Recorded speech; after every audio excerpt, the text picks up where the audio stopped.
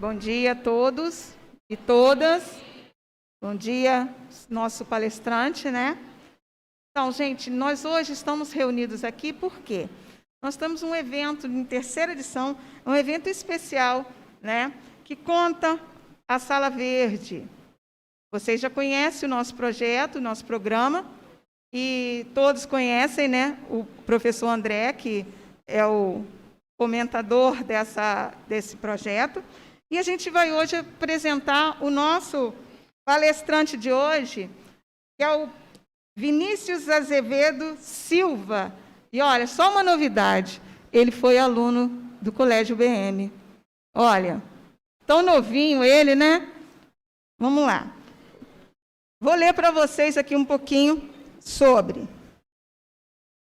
secretário de Meio Ambiente e Desenvolvimento Sustentável de Barra Mansa, engenheiro ambiental, especialista em geoprocessamento e sensoriamento remoto, especialista em georreferenciamento e geodésia, mestrando em gestão e regulação de recursos hídricos, vice-presidente do CBH do Médio Paraíba do Sul.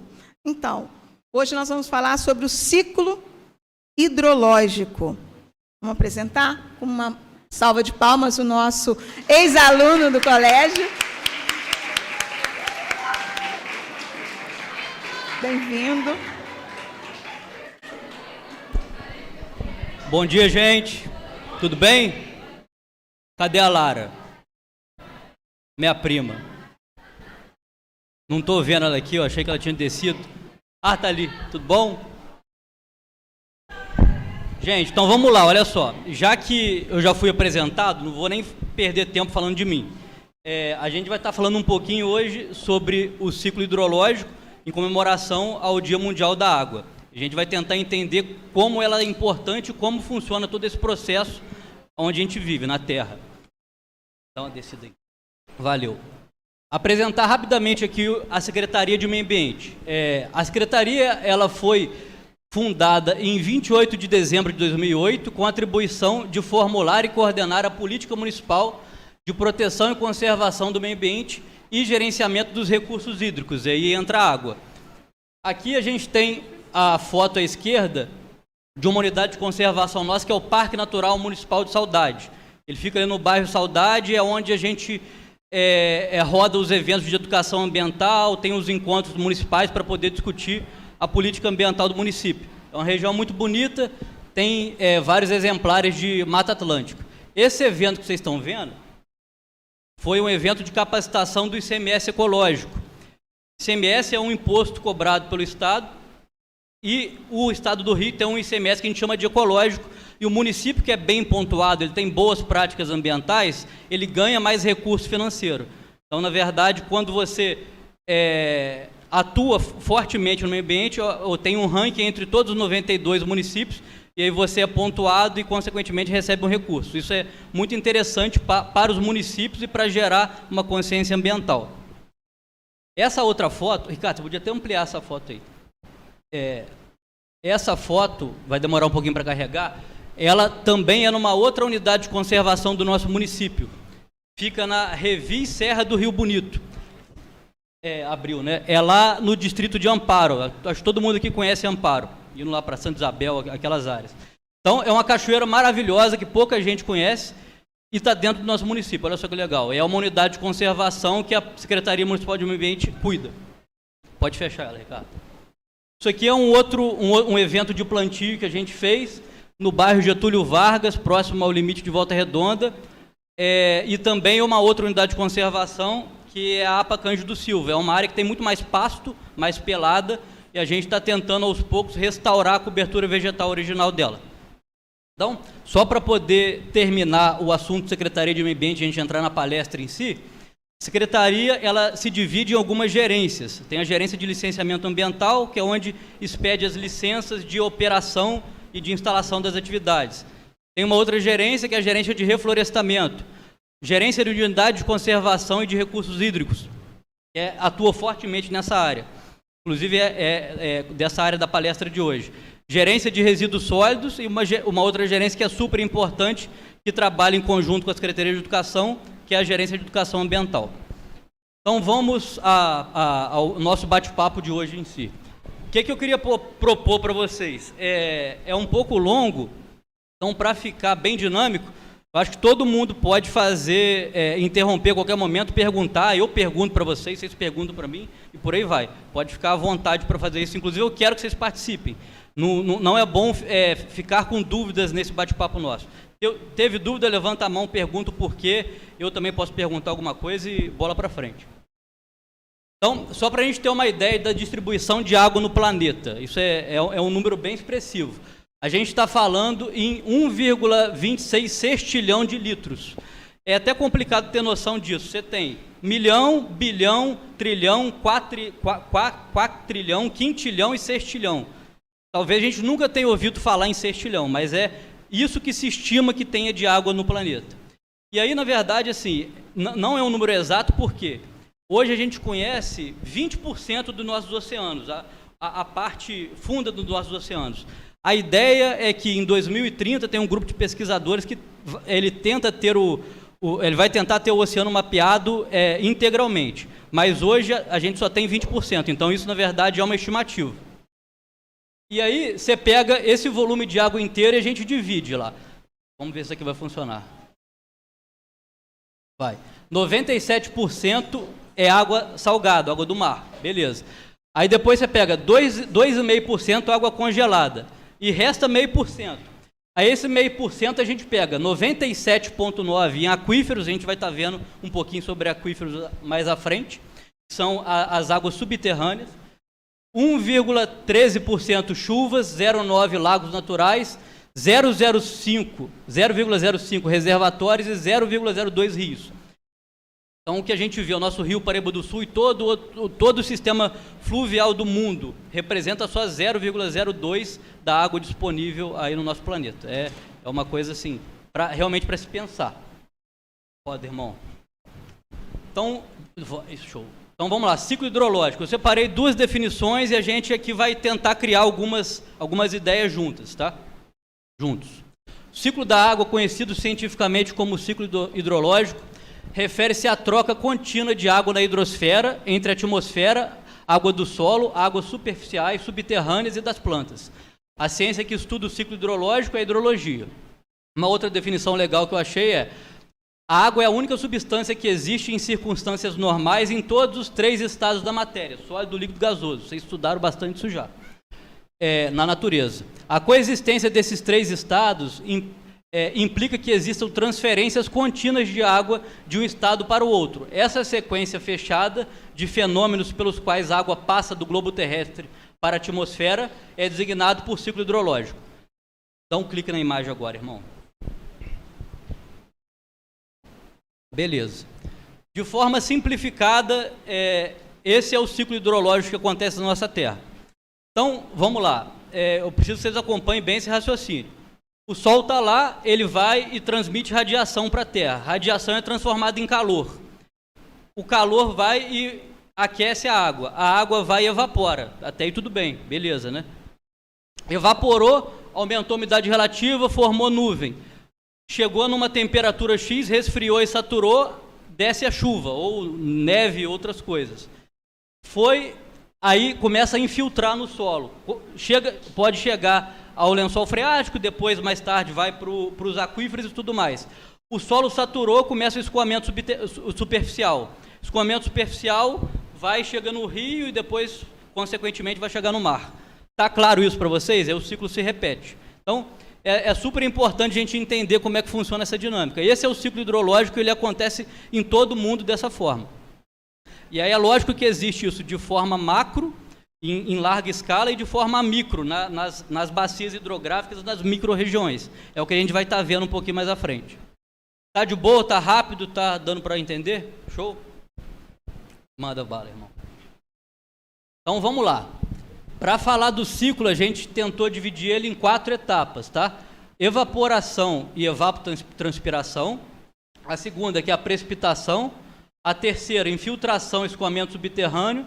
E a quarta, escoamento superficial. Então, vamos lá. Evaporação e evapotranspiração. Uma estimativa média é que a gente tem uma incidência de radiação de 1.360 watts por metro quadrado. Watt, na verdade, é uma unidade super interessante, a gente ouve falar nela o tempo todo. Vou dar um exemplo. A lâmpada tem tantos watts, uma lâmpada de 60 watts é fraquinha, e uma lâmpada de 150 watts é mais forte, né? Isso a gente vive o tempo todo e ouve esses termos. O Sol ele transmite energia que a gente pode medir em watts, tá? Então, ele aquece a água, principalmente dos oceanos, e a gente está separando aqui que 90% do vapor d'água da atmosfera é dos oceanos, e os outros 10% vêm da terra firme. E aí, quando a gente vai para essa parte da terra firme, pode rodar para o outro. A gente entra numa combinação da evaporação e da transpiração. E aí a gente chega num termo chamado evapotranspiração. A gente transpira, concorda comigo? As plantas, os vegetais também transpiram. Então, combinado com a evaporação da terra, a gente tem a evapotranspiração.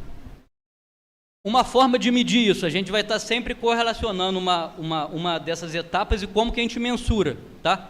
Então, uma forma é um evaporímetro.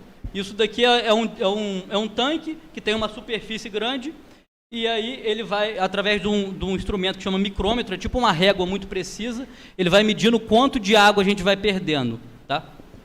E aí isso, pode rodar, Ricardo, isso na verdade gera um fenômeno muito interessante, que é a umidade relativa, a umidade do ar. Vocês estão vendo esse copo aqui suado. Por que esse copo está suado? Alguém quer palpitar? Alguém sabe o porquê? Fala assim mesmo, pode falar.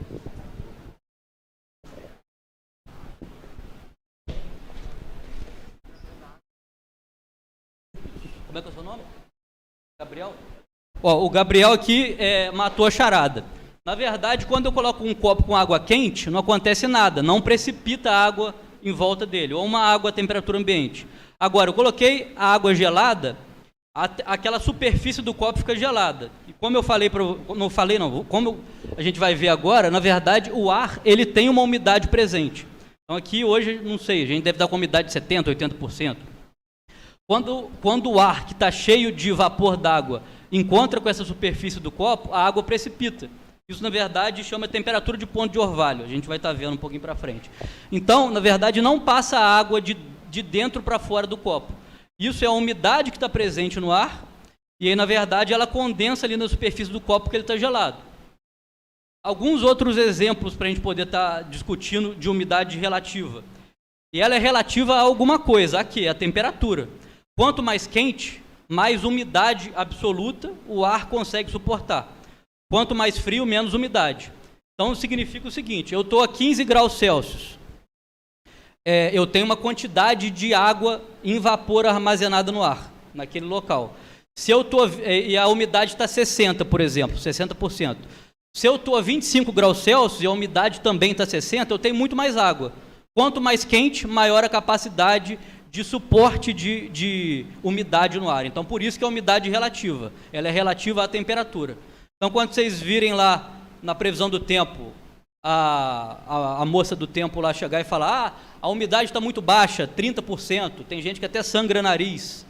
Realmente, a gente tem muito pouco vapor d'água na nossa atmosfera, no ar que a gente respira. Quando a umidade está muito alta, a gente se sente até desconfortável. Acho que todo mundo aqui já praticou esporte, educação física ou qualquer outro esporte aí ao ar livre. Quando está muito úmido, você transpira igual um maluco, você fica ensopado. Quando está seco, às vezes você sente o sol te esquentar, mas você não transpira. Isso tudo tem a ver com a umidade relativa. Por quê? Quanto mais seco, mais ávido o ar está de água, de líquido. E o suor entra como líquido também.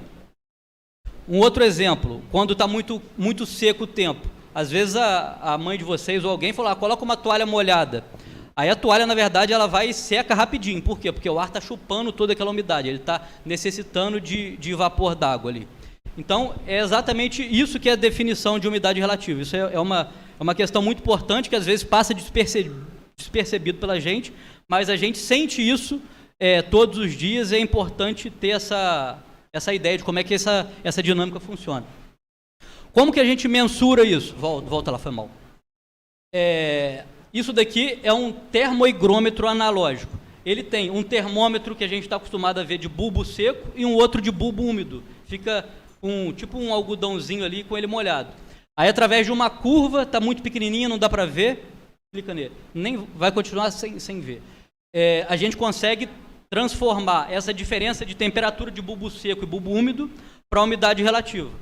Isso, na verdade, nem é tão necessário hoje em dia, porque os equipamentos são completamente digitais. Então, você chega e olha lá, 70%, de forma bem automática. Manda bala. E aí, na verdade, o que acontece? Quando o ar fica saturado de água, a umidade fica 100%, ocorrem os eventos de precipitação. Então, uma definição aqui, quando o vapor d'água presente na atmosfera atinge a temperatura de ponto de orvalho, ocorre a transformação do estado vapor para o líquido, condensação, dando origem aos eventos de precipitação. No caso do copo que a gente viu, na verdade, naquele local ali, eu cheguei na temperatura de ponto de orvalho, ou seja, ficou muito frio. Só que, na verdade, não é a nossa atmosfera, não é o clima local que chegou naquela temperatura, só aquela superfície. Por isso que o vapor precipita ali. Então, vamos lá. As precipitações, elas podem ser divididas em chuva, granizo, orvalho, neve, geada. Aqui a gente tem praticamente chuva e chuva de granizo. Em Barra Mansa a gente nunca viu nada além disso. Em outros locais a gente pode ter alguns outros eventos, aqui não. E aí, isso daí na verdade é o mapa da Terra com a variação de precipitação dia. Ali está bem pequenininho, mas está milímetros dia. Em todo o globo terrestre. A gente observa, vou tentar usar isso aqui. A gente observa aqui na região da Amazônia que precipita muito, está muito azul escuro. Nessa região aqui do continente africano, vou deixar para lá, está toda hora sumindo isso aqui, você tem muito pouca precipitação. E aí lá você tem deserto do Saara e outras regiões desérticas. O clima do mundo, ele na verdade é muito complexo. Muita coisa altera e rege ele. Principalmente as correntes oceânicas. Então, assim, isso seria uma outra conversa, um bate-papo mais longo e mais profundo para a gente ter. Um outro detalhe, cara, acho que eu vou falar na próxima. Vamos lá, por rodar. Vamos lá. Chuvas, né? Vamos falar agora de chuva. A gente destaca o que acontece na nossa região. Três principais tipos: convectiva, frontal e orográfica. Então vamos lá. Número 1, convectiva. É uma chuva que ocorre praticamente em todo lugar que você tem presença de lâmina d'água, de água na superfície terrestre. Você tem evaporação e evapotranspiração, condensa, tem um resfriamento, temperatura de ponto de orvalho, choveu. Essa é uma chuva bem simples. Chuva frontal, número 2. Essa é uma que a gente encontra sempre nas previsões de tempo dos jornais. Na verdade, você tem um encontro de uma massa de ar quente úmido com uma massa de ar frio, aí você tem a queda de temperatura despenca e vai e chove. Sempre está ligado a isso. Saturação do ar a 100% e queda de temperatura. Então, lembra que a gente estudou a situação da umidade absoluta e relativa. Então, isso está 100% ligado. Para vocês entenderem isso, vocês vão entender por que ocorre esse processo de chuva. E a última, que é a chuva orográfica ou de relevo, e a gente consegue identificar isso aqui aonde, por exemplo? Angra dos Reis, Paraty, Ubatuba. Ubatuba tem até um nome aí de Uba-chuva, às vezes, porque todo mundo vai lá e sempre chove e tal. Você tem a Serra do Mar, e aí você tem o Barlavento com chuva, você tem lá uma massa de ar úmido que vem do oceano, e às vezes ela não passa a serra, e aí precipita ali mesmo. Por isso que existem algumas regiões que estão depois de uma cadeia de montanha, que ela é bem seca, e a região ali, pré-cadeia de montanha, é bem úmida. Como que a gente mede esses eventos de precipitação? E vamos estar falando aqui de chuva. Clica nessa imagem, fazendo um favor. Isso aqui é um pluviômetro caseiro. Então, ele pegou uma garrafa PET, uma régua graduada, e ele colocou a 1,5 metro de distância do solo, e aí você consegue medir quantos milímetros choveu. Isso, na verdade, é volume de chuva, tá? E milímetros por hora é intensidade de chuva. Vocês ficaram sabendo dos eventos que ocorreram lá em Petrópolis. Lá choveu muita coisa, então eles falaram, precipitou 180 milímetros, foi uma chuva histórica. tudo mais. Então, isso tudo é medido através de pluviômetros e pluviógrafos, que é um equipamento um pouquinho mais complexo que consegue registrar a chuva inteira. Vale lembrar o seguinte, milímetro. O que significa milímetro? Milímetro é uma medida igual a gente está acostumado com centímetro e metro.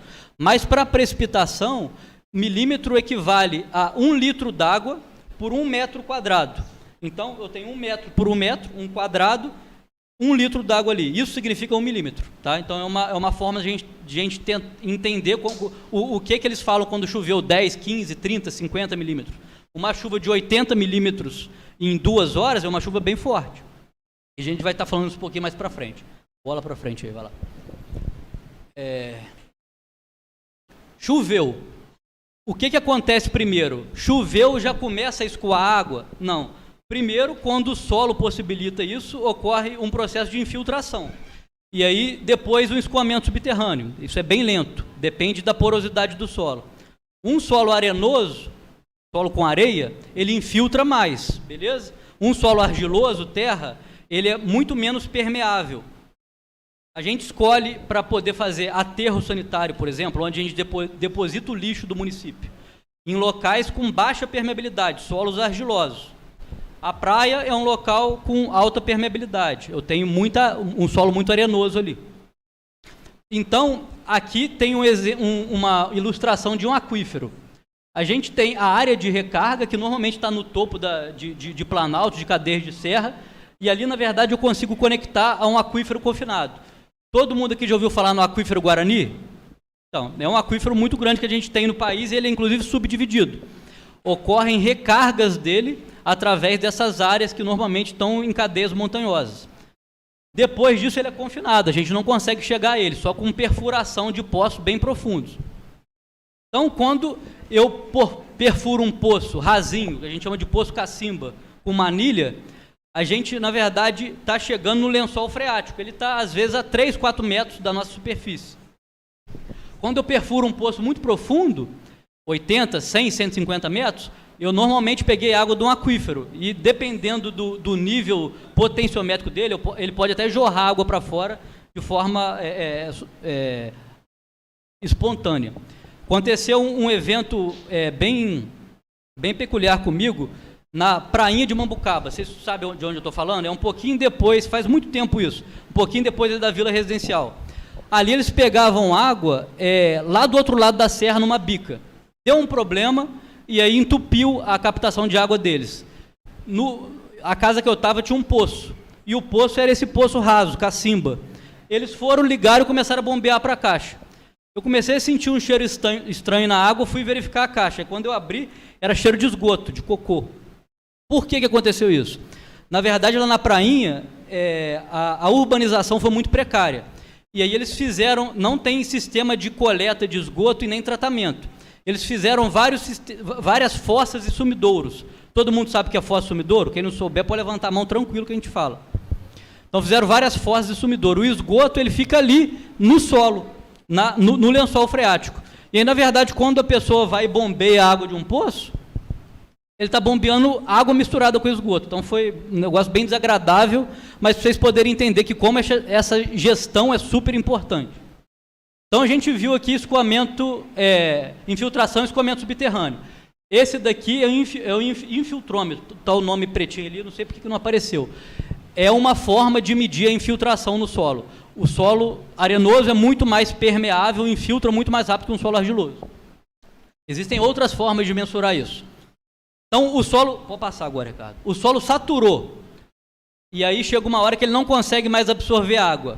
Começa, então, o escoamento superficial. E aí ele vai escoando pelos rios que a gente chama, pelos canais que a gente chama de efêmeros. E aí depois tem os rios intermitentes e os perenes. O Rio Paraíba do Sul é um rio perene, beleza? É um rio que sempre existe. Existem alguns rios que a gente chama de intermitente. Ele assim... drena muito bem nas épocas de chuva, só que nas épocas secas, tipo junho, julho, você praticamente para de ver ele. E os efêmeros, eles ocorrem no momento da chuva e algumas horas após ele. Aqui eu coloquei uma foto exatamente do buraco que tem ali embaixo, perto do Saborilém e do posto. E ali, na verdade, o buraco está lá embaixo, concorda comigo? Mas é escoamento superficial. Eu coloquei isso porque está do lado de vocês e para a gente poder entender como é que funciona isso. O escoamento ele é dividido em micro e macro drenagem. Então, você tem as bocas de lobo, bueiro, que a gente vê pelos nossos bairros. Você tem as manilhas de drenagem, galerias, córregos e rios. Esse trecho que rompeu, e já rompeu há uns 4 anos atrás, eu acho, aqui embaixo, perto da biblioteca, é um curso d'água que a gente chama de córrego Abelhas, tá? Ele nasce lá em cima.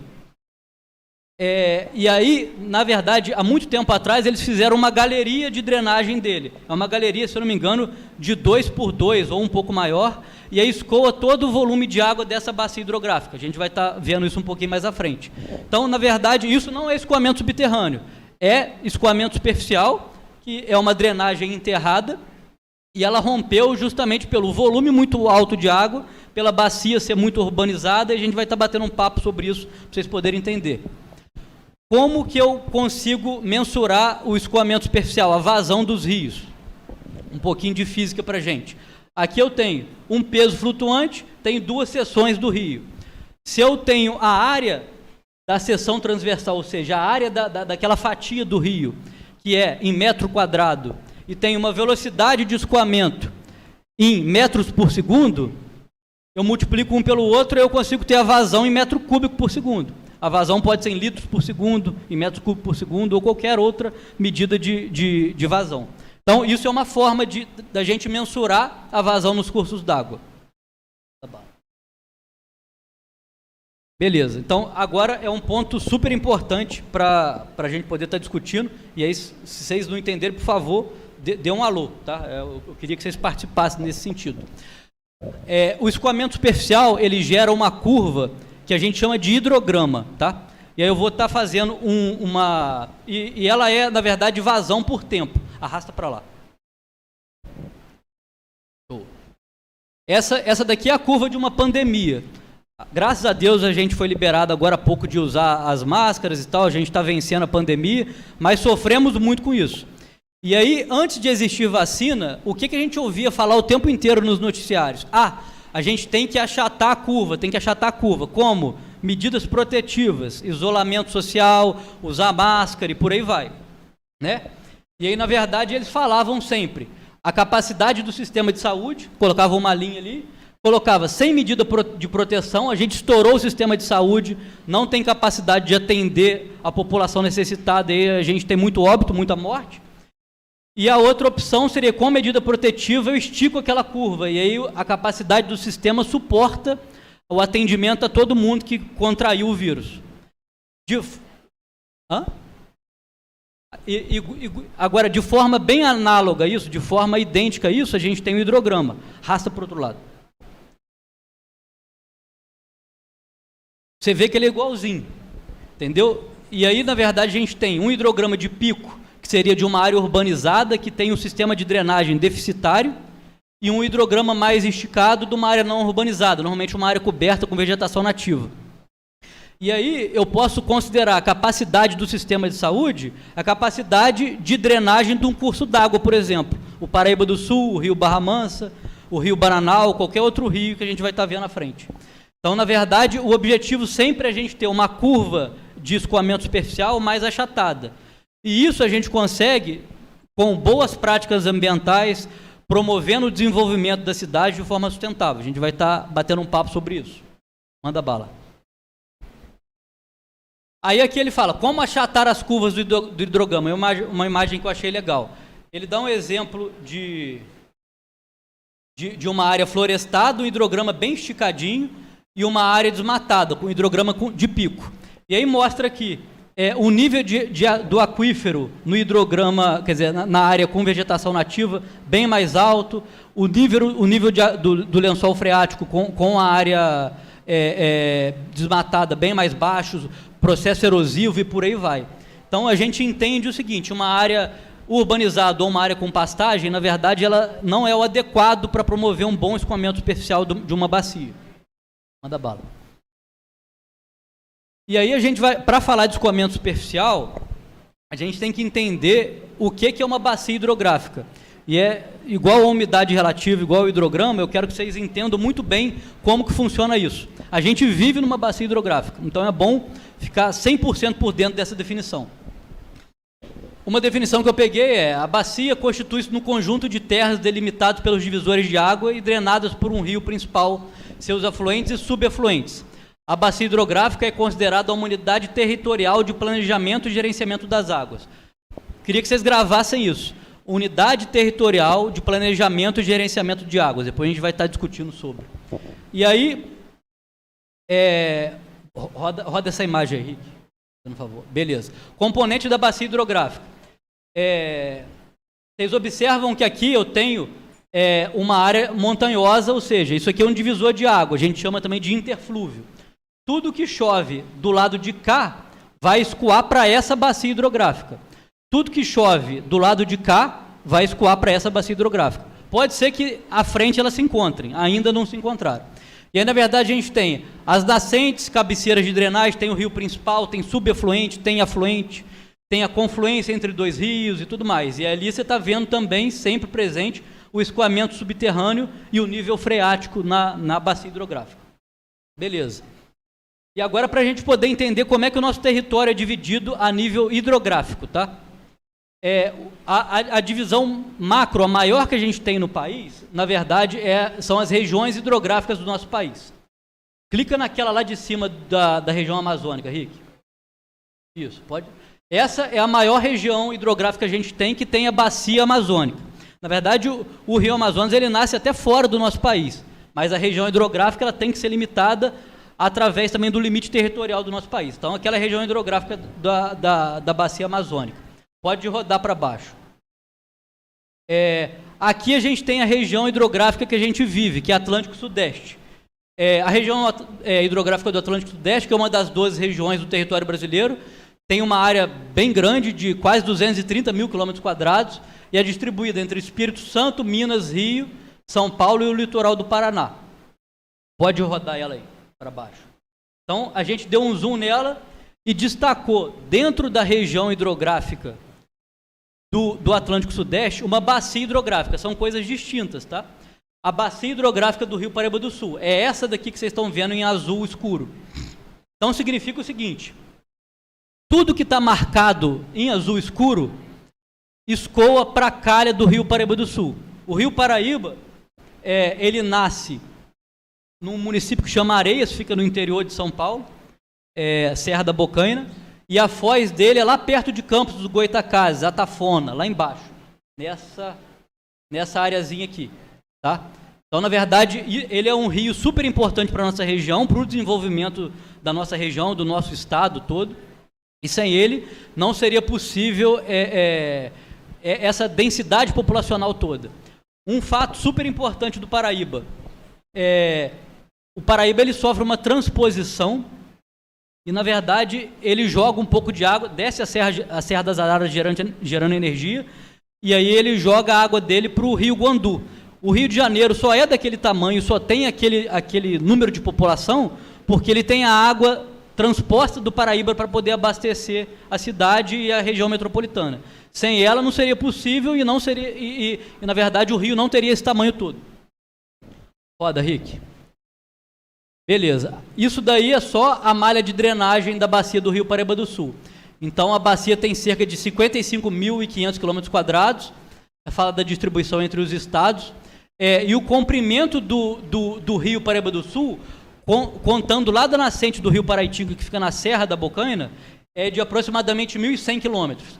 Então, desde a primeira gota que sai lá do solo, daquela nascente perene do Rio Paraíba, até a foz dele no mar, lá em Campos dos Goytacazes, ele percorre aproximadamente 110 quilômetros. É uma distância super considerável. Roda. Tá dando para acompanhar, galera? De boa? Show. Vai, mas era para aparecer uma outra... Roda, aí, apareceu, beleza. Volta que tinha aparecido. Beleza. E aí, agora é interessante a gente fazer essa comparação. Eu estou mostrando ali em azul escuro a bacia do Rio Paraíba do Sul. Você vê que ela não pega o nosso estado inteiro. E ali meio que de cinza claro, a gente tem as regiões hidrográficas do estado do Rio de Janeiro. Ele é dividido em algumas regiões. E a região que a gente está, que é a região do Comitê do Médio Paraíba do Sul, a gente chama de região hidrográfica 3, que é essa que a gente pintou aqui de roxo. Roxo. Mulher sabe muito mais cor que o homem. Pode fechar a janela. E aí é interessante mostrar o seguinte, olha só. Esse trechinho aqui, dá um zoom nesse trecho que eu estou apontando o mouse, Rick, por favor. Isso. Você está vendo que aqui eu tenho um trecho da bacia do Rio Paraíba do Sul, que não está na região do Médio Paraíba do Sul, ela está na região do Guandu. Isso é por causa da transposição que eu falei para vocês. Ele vai lá em Barra do Piraí, depois desce a Serra gerando energia e joga água para o Guandu. Então, por causa de uma ação humana, a gente tem uma diferença em regiões hidrográficas aqui. Show, pode rodar isso aí agora, para baixo. Beleza, então agora eu destaquei só as principais bacias, que são subbacias do Rio Paraíba, da região hidrográfica 3, que é o Médio Paraíba do Sul. E aí, desce mais um pouquinho o mouse, por favor. Aí, beleza. Nosso município está aqui, ó. Dá um clique nele, Rick. Sem ser nessa parte colorida, na parte branca. Aí, beleza. Então, ó, nosso município está aqui. Mostra algumas das principais bacias hidrográficas do nosso município. Então, fecha aí. Aqui em cima, eu tenho uma bacia que tem um pedaço dela bom, estadual, e Bananal está onde? Estado de São Paulo. Então, por isso que não entra ali. E aí a gente entra num conflito muito grande. Em fazer gestão de bacias hidrográficas e os limites políticos administrativos. Barra Mansa tem um limite político administrativo, que é esse em preto que vocês estão vendo. Na verdade, a prefeitura ela tem jurisdição sobre essa área. Então, se Rio Claro fizer uma política ruim aqui nesse trecho da bacia, a gente vai sofrer as consequências. Assim como se o estado de São Paulo tiver uma política ambiental ruim nesse trecho da bacia do Rio Bananal, a região da Colônia Santo Antônio e outra região do município vai sofrer consequências. Então, é bem interessante isso, como que funciona esse conflito. Para isso que foi criado os comitês de bacias, justamente para poder ajudar essa solução de conflito em relação ao uso das águas. E aí, o comitê do Médio Paraíba do Sul é o comitê responsável por poder cuidar de todo esse pacote que vocês estão vendo. Manda bala. Beleza. Então, agora a gente vai falar só da bacia hidrográfica do Rio Barra Mansa. Só para vocês poderem entender em ordem de grandeza a diferença entre os tamanhos. Olha só, o azul escurão é a bacia do Paraíba do Sul, gigantesca, vai ter a foz lá em Campos. Essa região no azul médio é a região hidrográfica, não é uma bacia, tá? Região hidrográfica do Médio Paraíba do Sul. E aquele azulzinho clarinho, miudinho ali, é a bacia do Rio Barra Mansa. A gente está comparando em 55 mil quilômetros quadrados com 100 quilômetros quadrados. Roda. Então, eu dei um zoom nela aqui agora.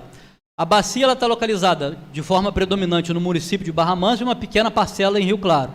Ela nasce numa região que a gente chama de Sertão dos Hortelãs, lá em Rio Claro. O pessoal gosta muito de ir lá para acampar, fazer trilha, andar de moto, bicicleta, jipeiro e por aí vai. A foz dela é ali perto do fórum, ali na escola SESI.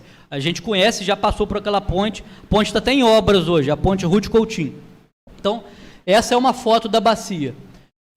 Só para frisar, tudo que é água que cai, tudo choveu dentro dessa mancha azul, vai escorrer para a calha principal do Rio Barra Mansa.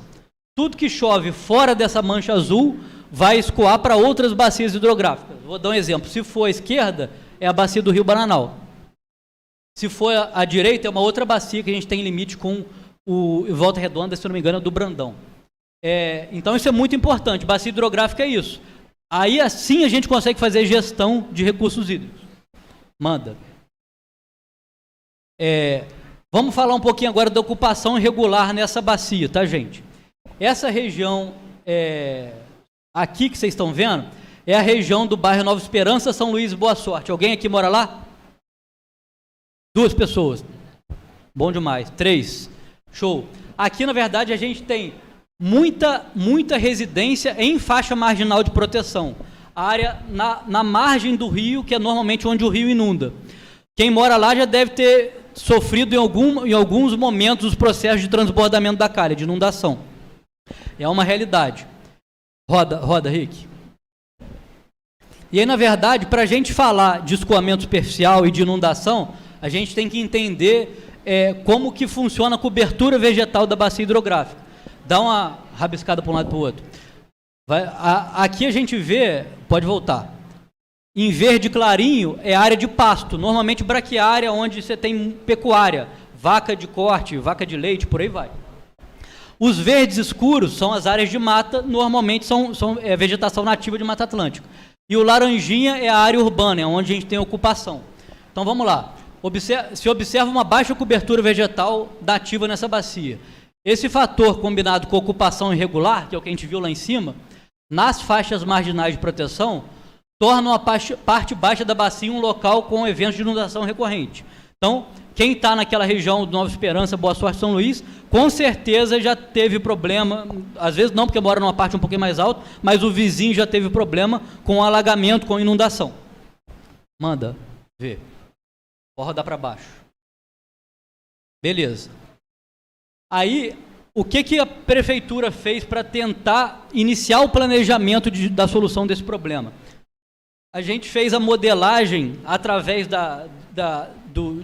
de enxergar como que funciona todas as chuvas, das manchas de inundação para os principais rios do nosso município. Então, essa daí é a mancha de inundação lá para a rua Florianópolis, no bairro Nova Esperança. Tira um pouco o zoom para mim, fazendo favor, lá no menuzinho. Não pode ir menos, vai indo. Show. Então, aqui eu tenho, aí vai arrasta lá para a área da colônia, cara, lá em cima, perto da lupa. Para cá, ó. Isso, vai mais agora, vai. Aqui, ó, beleza, ali. O outro rio de cima. Tá vendo esse rio aqui? Esse é o rio Bananal. Ele também sofre muito com o processo de inundação. Mas o que mais sofre, e às vezes ele sofre 5, 6 vezes por ano, é o rio Barra Mansa. Então, a gente fez um mapeamento de todos os principais rios do município para poder entender como que funciona esse processo de inundação da calha e planejar como vai ser a nossa política habitacional, política de ocupação e uma política para poder tentar mitigar esses danos causados. Essa foto, clica na foto, Rick, por favor. Essa foto é a rua Florianópolis, lá no Nova Esperança, totalmente inundada, e aquilo ali é a calha do rio, transbordou completamente para a rua.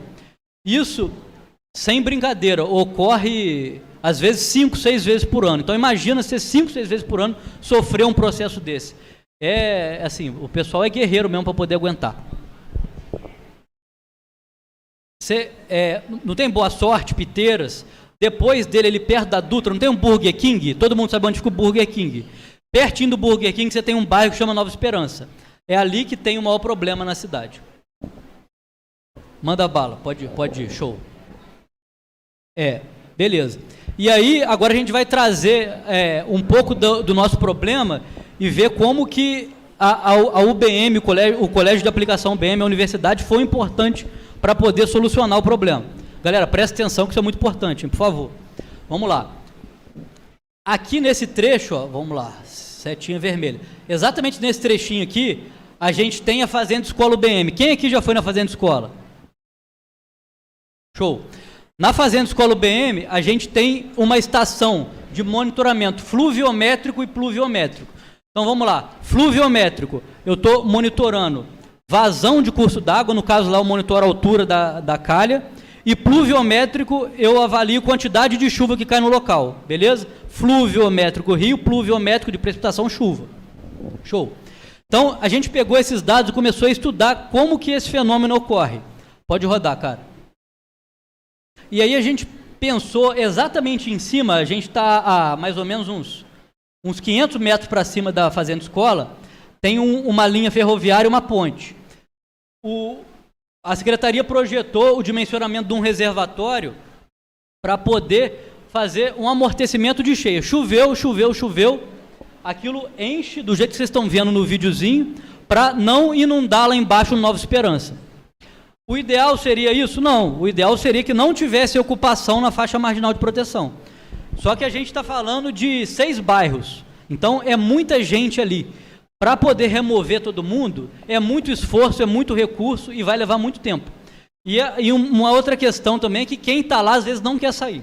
Então, é muito complicado. Então a gente pensou numa solução que não é a ideal, mas funciona para poder amenizar o problema de inundação lá naquele bairro. Manda bala. Então o local proposto, ele tem uma topografia favorável, ele fica bem encaixado, fica fácil fazer um reservatório ali. Ali nessa bandeirinha eu tenho o monitoramento da fazenda escola e logo aqui eu tenho a mancha do reservatório. Pode rodar. Aqui, na verdade, é só um videozinho do reservatório, a gente vai estar estudando ele um pouquinho mais para frente. Volta lá para o início e dá o play nele para a galera ver.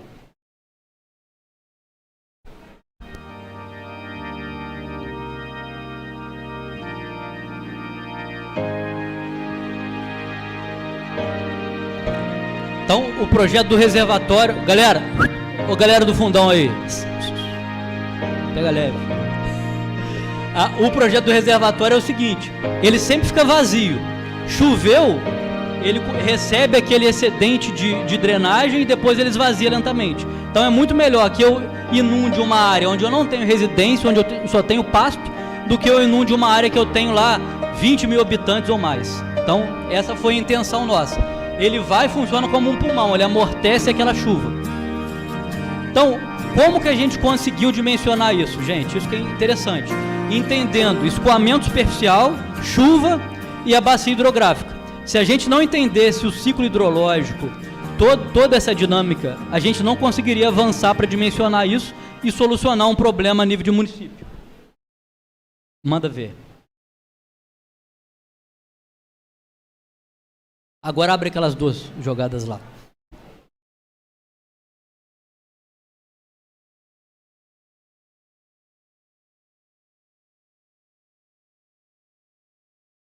Então aqui é o reservatório vazio, ele vai funcionar 98% do tempo assim. Choveu, escoou muita água, muda para o outro, fazendo favor, Rick. Ele vai e recebe um volume, na verdade esse volume é aproximadamente 350 milhões de litros, é muita água. Então assim, resolve o problema da maioria das chuvas que o pessoal dessa região, que é da região do Nova Esperança, Boa Sorte, já sofreu. Acho que é isso. Então, galera, olha só, eu quis dar uma passada de forma bem dinâmica com vocês do ciclo hidrológico, como é que funciona essa dinâmica toda. Evaporou, choveu, infiltrou, escoou, e como que isso funciona numa bacia hidrográfica. E isso é super importante vocês entenderem. Manda.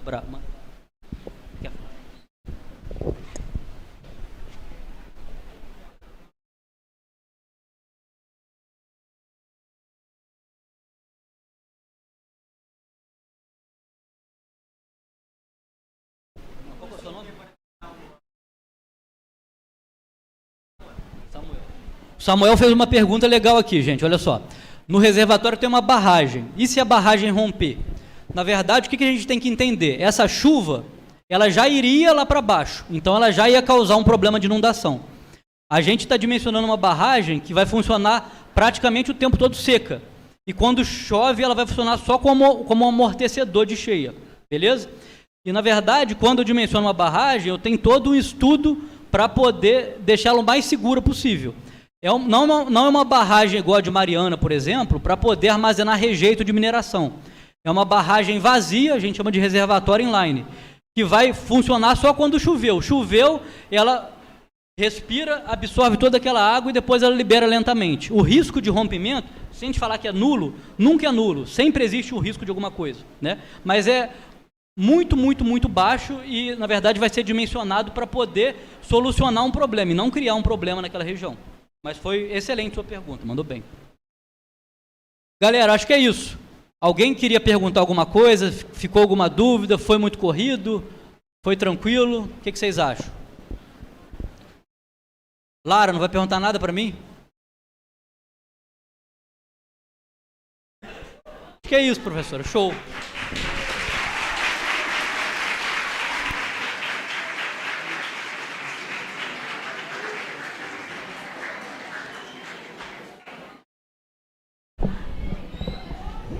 Gente, nós agradecemos, né, a presença de todo, ao palestrante Vinícius, né, pela excelente palestra.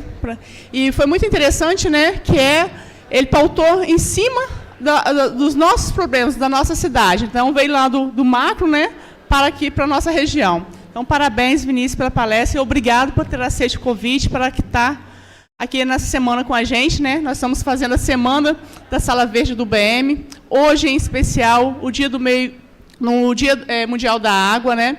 Internacional da Água. Então, é muito importante a gente preservar, cuidar do nosso meio ambiente, né? Então, agradeço a presença de todos. E lembrando, gente, hoje à tarde nós teremos uma live com o André. Então, às 14 horas, no canal do UBM, no canal do PAG e do colégio, estará transmitindo essa live ao vivo.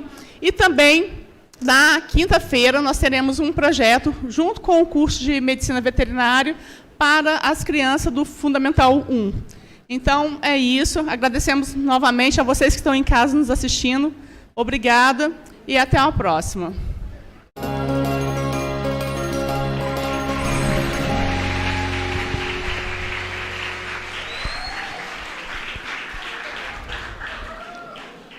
Alunos e alunas,